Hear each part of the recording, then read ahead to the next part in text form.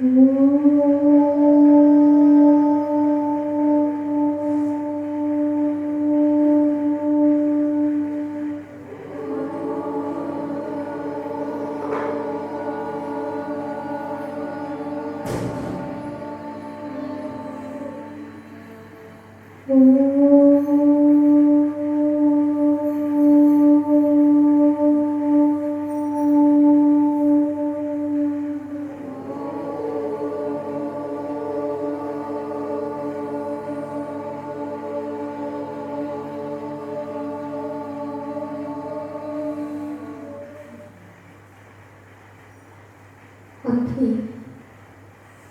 आप सभी लोग अपने घर से चल करके सबने कुंडलपुर के बड़े बाबा के दर्शन किए हैं। तो आप सभी कुंडलपुर चल रहे हैं। कुंडलपुर के आदि बाबा आपकी आंखों के सामने है और आप कुंडलपुर के उस भक्त ब्राह्मण में विराजमान है। ध्यान करने के लिए आप एक प्रशस्त स्थान जो विश्वविख्यात आदि बाबा है, जिन्हें हम बड़े बाबा के नाम से जानते हैं, और आदि बाबा के श्री चरणों में त्रिवार नमोस्तु करते हुए आवर्त से तात्पर्य दिग्वंदन से है। दिग में दिशाएं होता है, वंदन में वंदना करना। चारों दिशाओं में अपने पंच परमेष्ठी और 9 देवताओं को नमस्कार किया है। तो आप सभी ने दिग्वंदन भी कर लिया है और आप सभी कुंडलपुर वाले आदि बाबा के श्री चरणों में विराजमान है। आज ध्यान का विषय लेंगे वक्त नहीं है, समय नहीं है।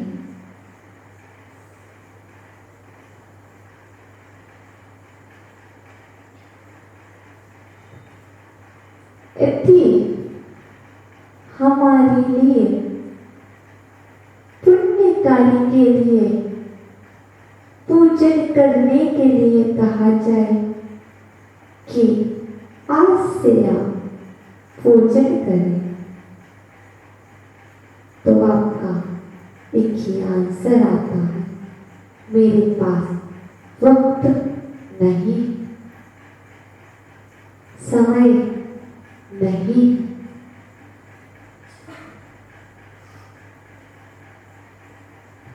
अब आप सोचेंगे, जिस समय आप कहते हो वक्त नहीं है, तो क्या आप बोल रहे हैं? क्या यह आपकी वचन है कि वक्त नहीं है?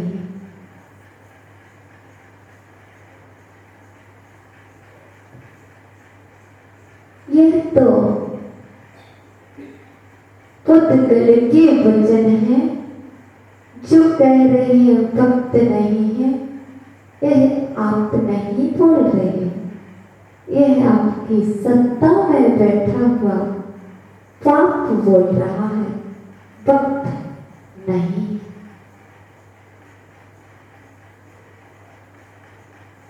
आज सत्य धर्म है।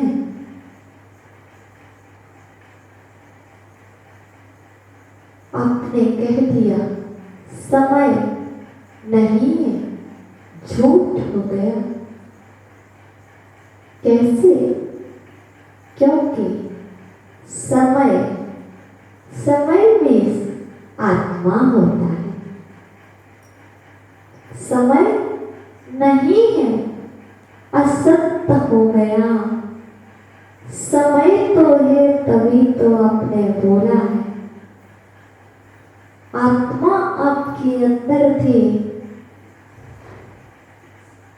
तभी आपके मुख से निकला समय नहीं है, आपने असत्य बोल दिया। क्या हुआ? पुण्य हुआ कि पाप? जब भी कोई पुण्य कार्य के लिए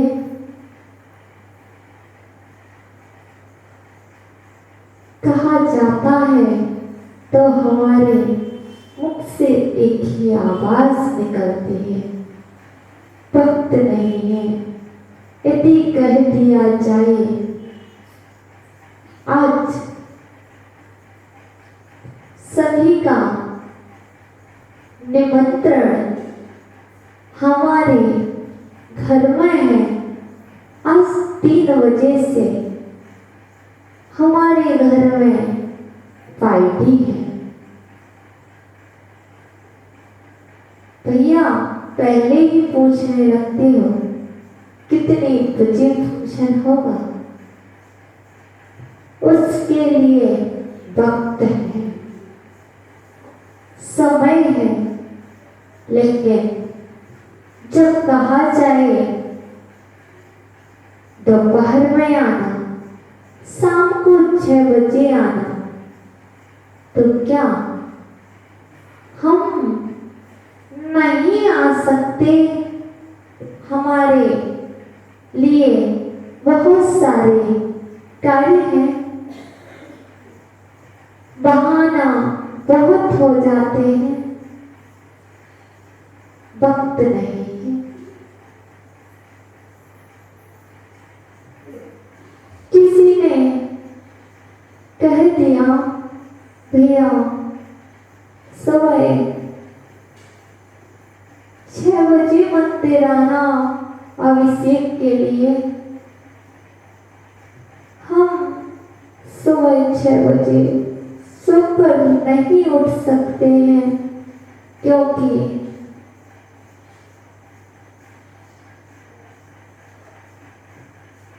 हमें रात्रि में देर से सोना पड़ता है।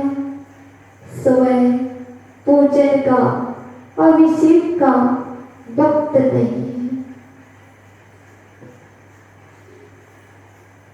और यदि उसी समय सुबह कह दिया जाए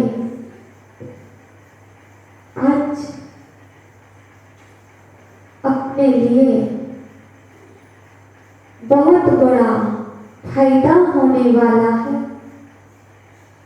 कैसा फायदा?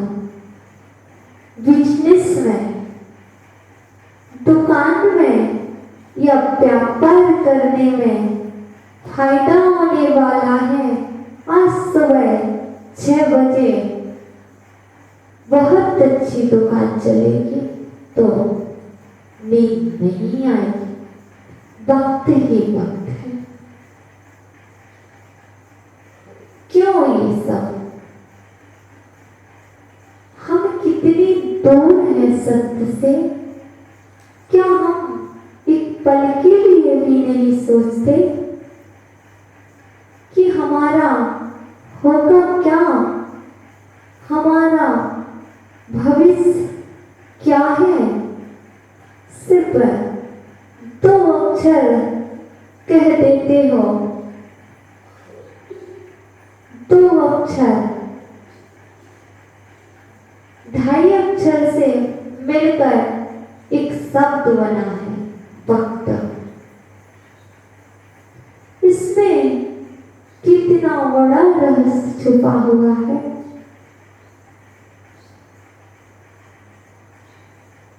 सोचो, आज जो तुम सत्य का दिन है, आज अपने आत्मा पर हाथ रख के पूछो, क्या समय नहीं है मेरे पास? क्या मैं बिल्कुल सच कह रहा हूं कि धर्म कार्य मेरे पास समय नहीं? यदि आपके अंदर प्यास होती, उमंग होती, उल्लास होता, तो वक्त नहीं भी होता तब भी मिल जाता। एक तो आप झूठ बोल रहे हो, सभी झूठ है कि वक्त नहीं है। ये वक्त नाम किसका है? हमें तो आज भी पता नहीं चलता वक्त कहते किसे हैं।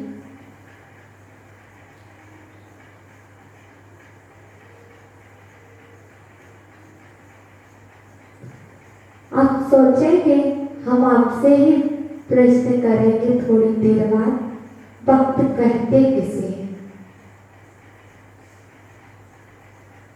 आपके पास किन किन कारणों के लिए वक्त है और किन कारणों के लिए वक्त नहीं है? यदि आपके पास, आपने शायद वक्त का सम्मान किया है, सत्य का सम्मान नहीं किया, तभी तो प्रत्येक शब्द में निकलता है वक्त नहीं है। यदि आपको अपनी आत्मा प्रिय होती, क्या क्या कार्य आपको प्रिय है, क्या आप सचमुच अपना कल्याण चाहते हैं, क्या सच में आप अपना उत्थान चाहते हैं?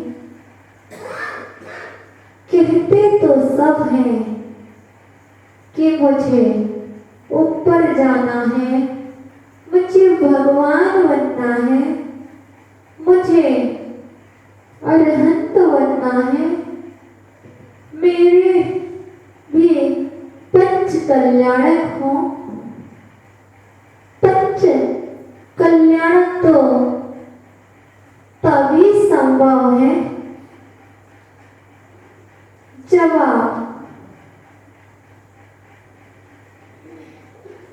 जब आप इस मनुष्य जीवन को सार्थक करोगे, तभी आपका चौथा कल्याण होगा।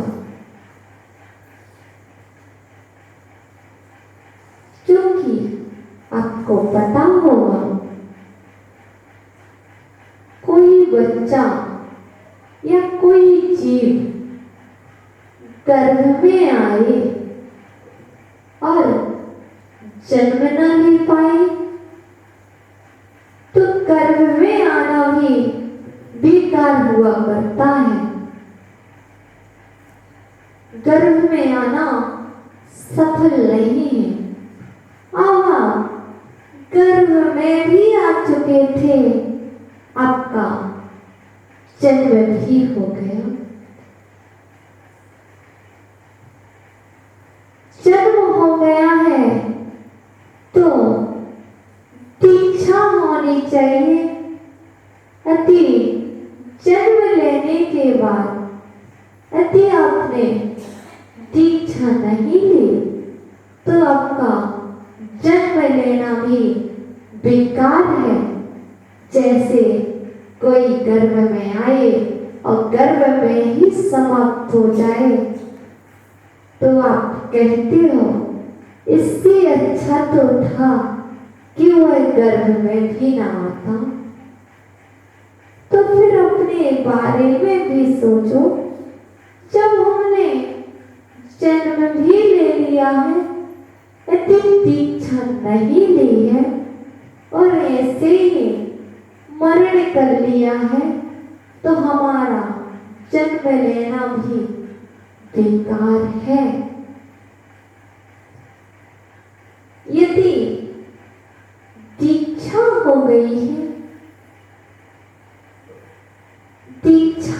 जाए, ज्ञान ना हो तो कहते हैं दीक्षा लेना भी बेकार है, और ज्ञान हो जाए और निर्वाण ना हो पाए। ऐसा होता नहीं है कि ज्ञान होने के बाद निर्वाण ना हो, लेकिन आपको हमने बता दिया है, तो कल्याण आपके हो गए हैं। कर्म कल्याण आपका हो चुका है, जन्म कल्याण हो चुका है। अब 3 कल्याण आपको सार्थक करना है।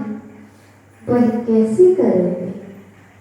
जब आप वक्त निकालेंगे अपने लिए, जब आप मंदिर में समय दोगे, जब आप अपनी आत्मा को समझोगे, तभी तो आपका 3रा कल्याण होगा। कहते हैं दीक्षा लेना है, पर दीक्षा कब लो पाओगे?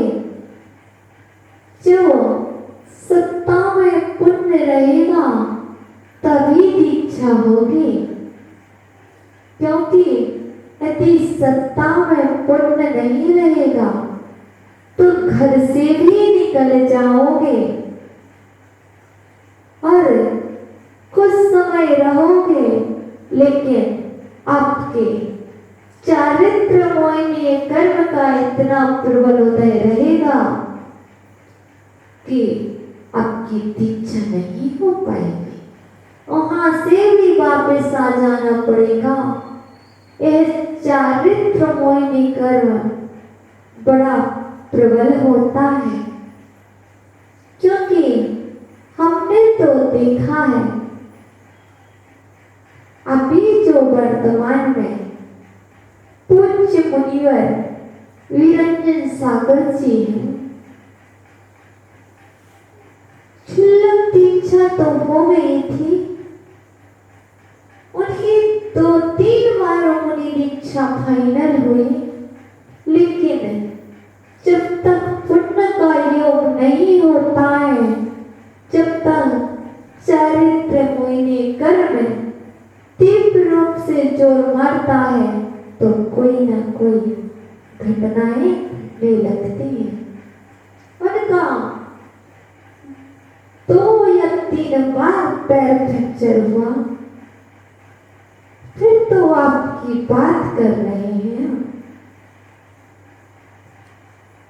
आप सोचते हो पुण्य करना ना पड़े, अब 5 कल्याणक हो जाए, हमें मंदिर में समय देना ना पड़े, घर में बैठे बैठे पुण्य हो जाए, तो कभी संभव नहीं है।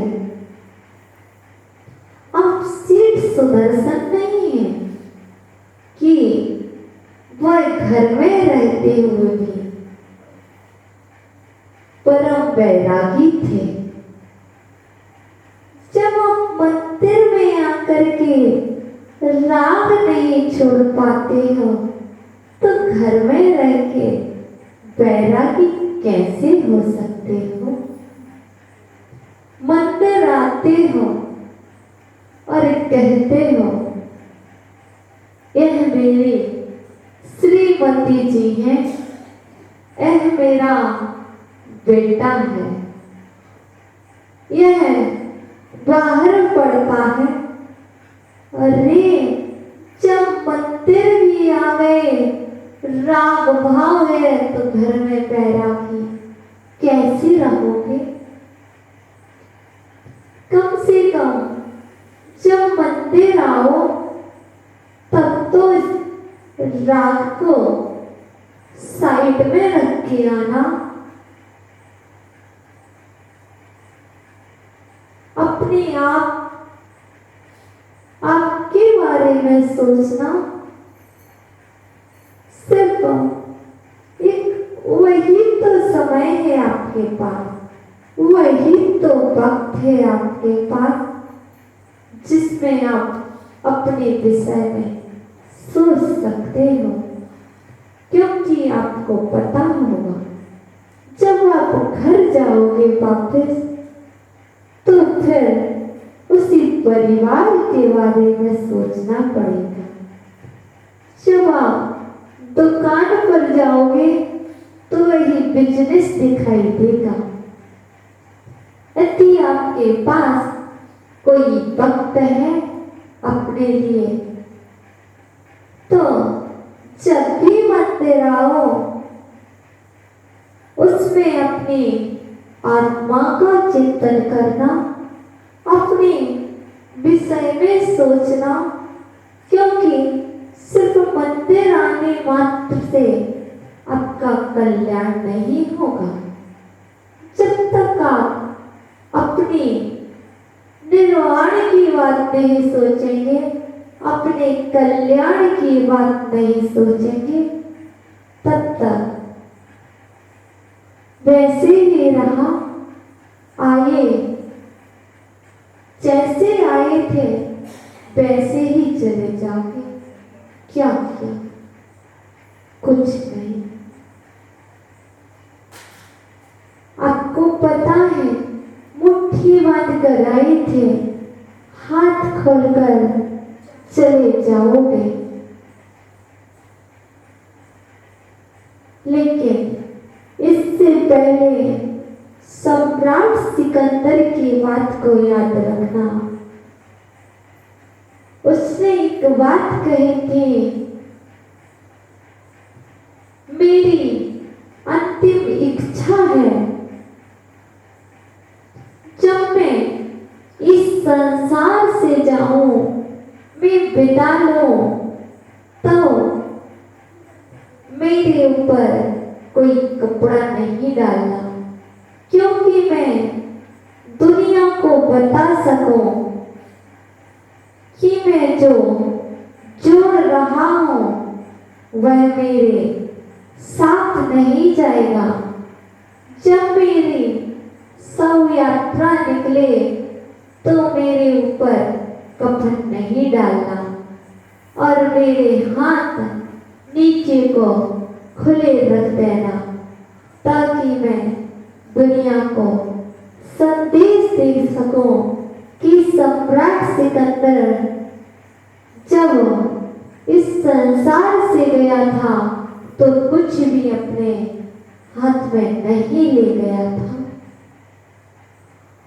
उसने दुनिया को सिखाने के लिए, लेकिन आपको सम्राट सिकंदर की बात तो दूर, आपके घर में भी कई सम्राट सिकंदर हो गए जिन्होंने आपको संदेश दिया है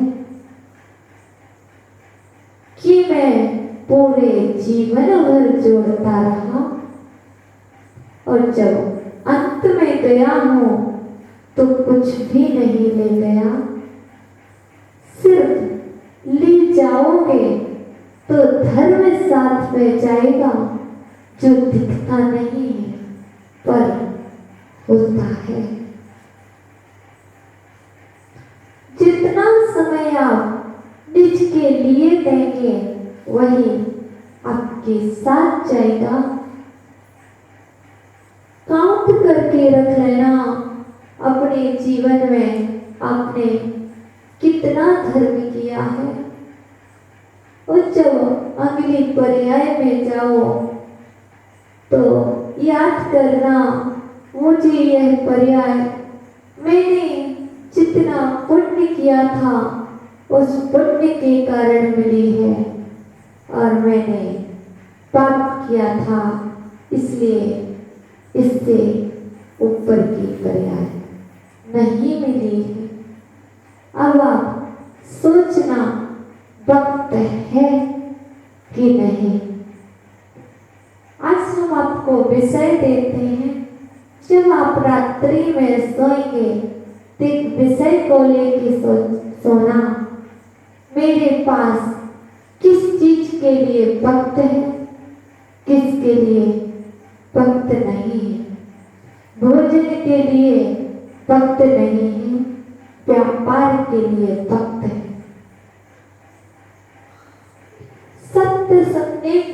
वक्त नहीं है, असत्य सुनने के लिए वक्त है।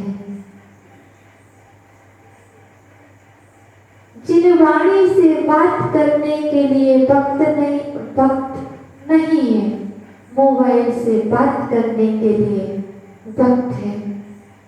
नहाने के लिए वक्त है, अभिषेक करने के लिए वक्त नहीं है। कपड़े धोने के लिए वक्त है, भगवान के प्रक्षाल करने के लिए वक्त नहीं है। ऐसे कितने कारण हो सकते हैं आपके पास, जिन जिन कारणों के लिए आपके पास वक्त है और वक्त नहीं। घर के बर्तन साफ करने के लिए वक्त है, मंदिर के पूजन के चारों बर्तन साफ करने के लिए वक्त नहीं है। घर की सफाई करने के लिए वक्त है, मंदिर की सफाई जिनवाणी यथा स्थान रखने के लिए वक्त नहीं है। बच्चों का ध्यान रखने के लिए वक्त है, अपने की आत्मा का ध्यान रखने के लिए वक्त नहीं है। आज आपको एक विषय दिया है, वक्त नहीं है। किन कारणों को वक्त नहीं है, आपको सोचना है।